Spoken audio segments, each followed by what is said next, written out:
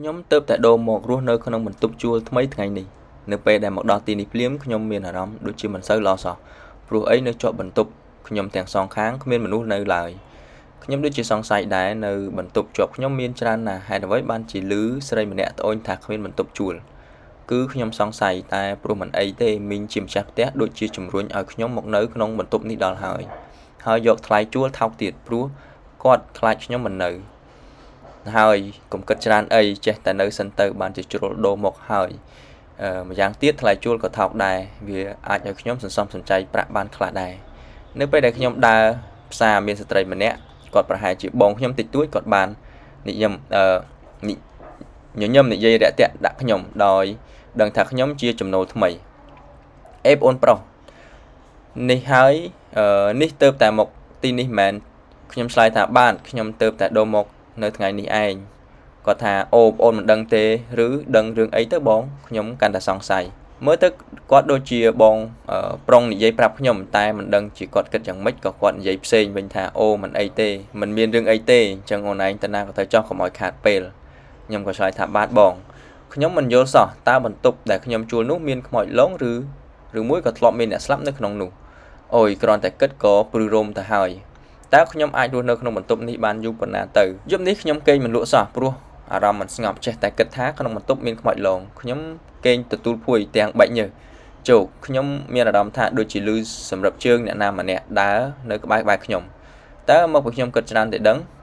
វាដូចជាកាន់តែច្បាស់ទៅហើយខ្ញុំភ័យឡើងញ័រញាក់តែម្នាក់ឯង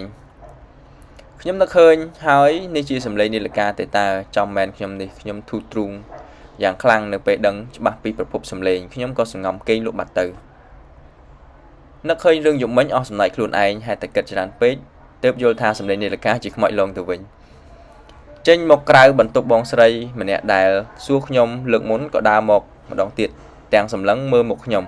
ណែអូនយប់នេះគាត់សួរថាណែអូនយប់នេះមិនឯងបានដេកទេឬបានជាមុខស្លក់ម្លេះខ្ញុំដឹងថាគាត់សួរមានន័យថាយ៉ាងម៉េចខ្ញុំឆ្លើយគឺមិនបានច្រើននោះទេខ្ញុំ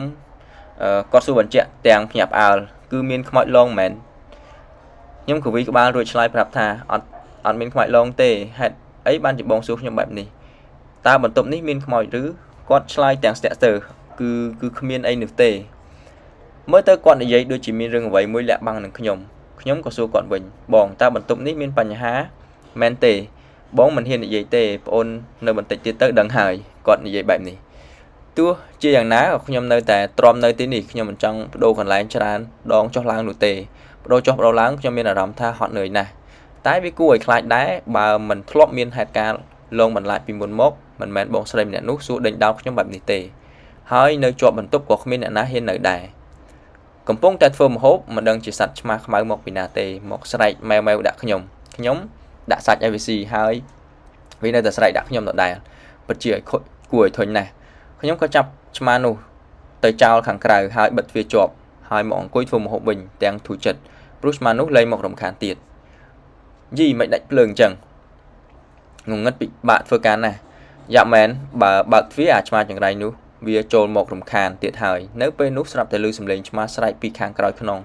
ឆ្ងល់យីចុះវាចូលមកបានដោយរបៀបណាគួរឲ្យឆ្ងល់ណាស់ឆ្មានោះធ្វើឲ្យខ្ញុំព្រឺសម្បល់ហើយតើខ្ញុំរកមើលក្នុងបន្ទប់មិនឃើញចន្លោះដែលអាចឲ្យវាចូលបាននោះទេយីឆ្មានេះជាឆ្មាខ្មោចតែដឹងខ្ញុំសម្លឹងមើលទៅឆ្មានោះកែភ្នែករបស់វាភ្លឺព្រាកដោយសារចាំងជាមួយនឹងភ្លើងចង្ក្រានវាសម្លឹងមើលមកខ្ញុំស្រែកដាក់ខ្ញុំគួរឲ្យខ្លាចខ្ញុំមិនហ៊ានចូលទៅជិតវាទៀតទេវាដើរមករកខ្ញុំ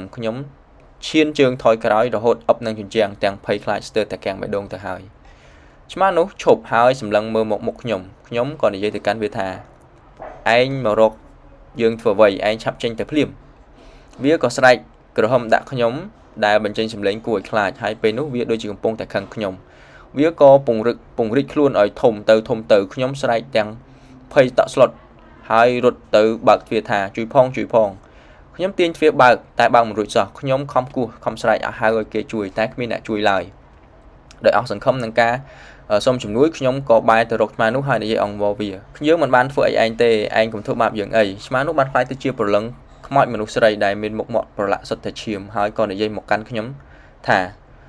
អ្នកណាប្រៅឲ្យឯងមកនៅទីនេះ ខ្ញុំគឺមិនដឹងទេទីនេះមានខ្មោចខ្ញុំមិនដឹងថាទីនេះមានខ្មោចឡើយខ្មោចនោះក៏ថាហាហាយើងមិនឲ្យឯងចេញទៅណាបានឡើយព្រោះយើងចង់ឲ្យឯងស្លាប់នៅជាមួយយើងធ្វើជាកូនចៅរបស់យើង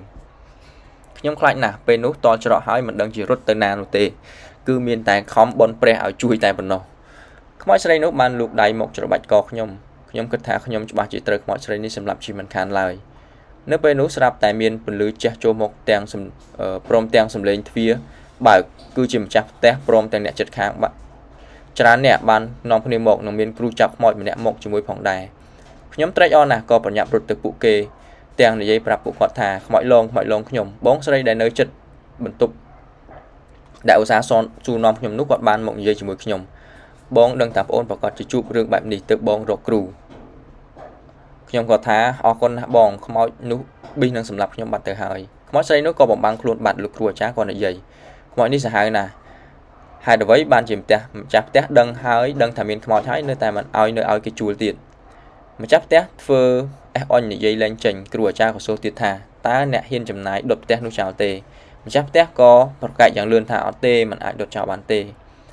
លោកគ្រូចាប់ខ្មោចថាបើមិនដុតចោលទេខ្មោចនោះមិនអាចកម្ចាត់បានទេហើយកុំស្មានថាមានអ្នកអាចរស់នៅទីនេះបានឲ្យសោះអ្នកនៅទីនោះស្រែកបន្តដុតចោលទៅបើមិនដុតពួកយើងនឹងរើចេញទាំងអស់គ្នាពិតមែនហើយខ្ញុំក៏ទ្រាំនៅមិនកើតទៀតដែរម្ចាស់ផ្ទះភ័យខ្លាចគេរើចេញណាស់ក៏សួរលោកគ្រូទាំងមុខស្អុយថាតើមានវិធីអ្វីទៅលោកគ្រូថាគឺអត់មានទេខ្មោចនេះពិបាកបង្ក្រាបណាស់ព្រោះវាកាត់កូនចៅច្រើនណាស់ម្ចាស់ផ្ទះក៏មិនព្រមព្រោះគាត់ស្ដាយផ្ទះហើយក៏និយាយទៅកាន់គ្រូនោះថាអញ្ចឹងខ្ញុំមើលប្រហែលថ្ងៃសិនខ្ញុំសុំគិតមើលប្រហែលថ្ងៃសិនបានទេគិតទៅគួរឲ្យខ្លាចណាស់ផ្ទះនេះមិនគួរណាបោកប្រាស់ខ្ញុំឲ្យមកត្រូវខ្មោចលងបែបនេះសោះខ្ញុំស្រែកឲ្យគាត់បើតើមីងចង់ទុកឲ្យអ្នកណានៅបើផ្ទះនេះនៅមិនបានផងមីងចង់កុហកគេទៀតមែនគាត់ឆ្លើយទាំងដឹងខ្លួនថាមីងសុំទោសណាក្មួយព្រោះមីងស្មានថាមិនអីឥឡូវនេះវាអីហើយខ្ញុំតបមីងសម្រេចដុតផ្ទះនេះចោលទៅគាត់នៅស្ងៀមមិនតបអ្វីឡើយបងស្រីដែលនៅចិត្តខ្ញុំក៏និយាយម្ដងតើចង់ឲ្យពួកយើងនៅបន្តឬចង់ឲ្យដុតផ្ទះនោះចោលគាត់ក៏ឆ្លើយទាំងកំបុតមករញ៉ូវវិញថាដុតក៏ដុតចុះពេលនោះលោកគ្រូអាចារ្យក៏ធ្វើពិធីដុតផ្ទះមួយល្វែងនោះចោលដើម្បីឲ្យខ្មោចស្រីនោះវិនាសទៅជាមួយដែរនៅពេលដែលគេដុតផ្ទះនោះគេឮសំឡេងខ្មោចស្រីស្រែកប្រហែលជាដូចឈឺផ្សាណាស់អញ្ចឹងខ្មោចស្រីនោះក៏វិនាសបាត់ទៅ